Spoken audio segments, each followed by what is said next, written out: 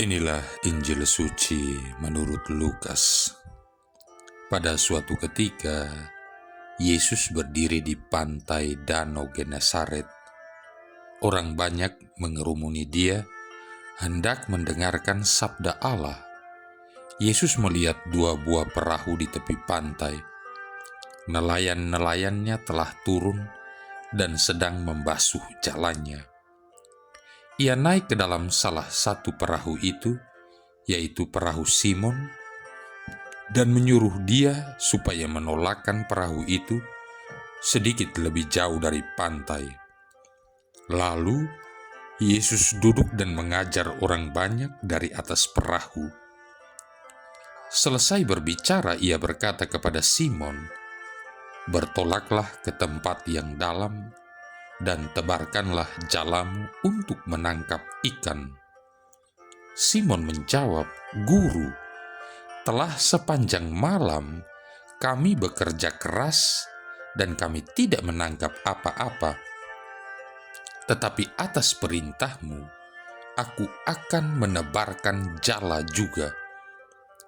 Dan setelah melakukannya, mereka menangkap ikan dalam jumlah besar, sehingga jala mereka mulai koyak. Lalu mereka memberi isyarat kepada teman-temannya di perahu yang lain, supaya mereka datang membantu. Maka mereka itu datang lalu mengisi kedua perahu itu dengan ikan hingga hampir tenggelam. Melihat hal itu, Simon tersungkur di depan Yesus dan berkata, "Tuhan, tinggalkanlah aku, karena aku ini orang berdosa." Sebab Simon dan teman-temannya takjub karena banyaknya ikan yang mereka tangkap. Demikian juga Yakobus dan Yohanes, anak-anak Zebedeus yang menjadi teman Simon. Yesus lalu berkata kepada Simon, "Jangan takut, mulai sekarang engkau akan menjala manusia." Dan sesudah menghela perahu-perahunya ke darat, mereka lalu meninggalkan segala sesuatu dan mengikuti Yesus. Demikianlah sabda Tuhan.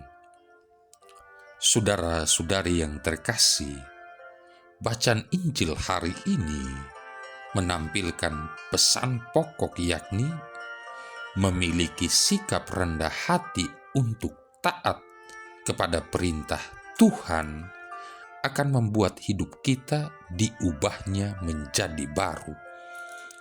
Seandainya Simon tidak menuruti perintah Yesus, ia tidak akan pernah mendapatkan pengalaman baru yang akan mengubah seluruh hidupnya. Simon Petrus tersungkur di depan Yesus dan berkata, "Tuhan, pergilah daripadaku, karena aku ini seorang berdosa." Simon menyadari keadaan dirinya yang tidak pantas mendapat perhatian serta sapaan dari Yesus. Yesus tahu akan ketulusan hati Simon, sebab itu ia berkata, "Jangan takut, mulai dari sekarang engkau akan menjadi penjala manusia." Semenjak itu hidup Simon berubah haluan. Dari seseorang yang hanya memikirkan untuk kepentingan dirinya sendiri, mencari ikan, mendapat untung dari hasil jualan ikan, menjadi seorang yang memikirkan misi dan perutusan Tuhan, sekalipun untuk itu ia masih harus menjalani proses selama 3 tahun bersama-sama dengan Yesus.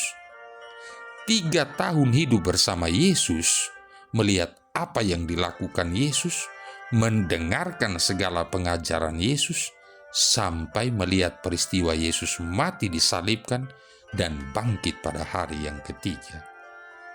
Saudara-saudari yang terkasih, ketaatan Simon kepada perintah Yesus untuk bertolak ke tempat yang lebih dalam membutuhkan kerendahan hati yang luar biasa.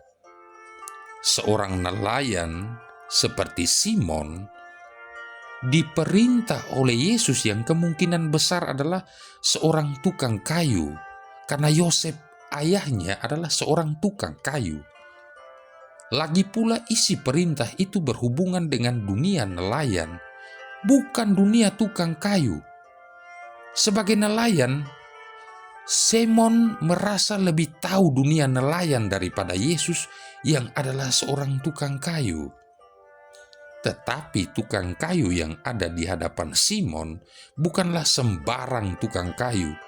Ia sekaligus adalah anak Allah, guru dan Tuhan yang telah mengadakan berbagai mujizat kesembuhan, mengusir roh jahat yang ajarannya mengandung kuasa.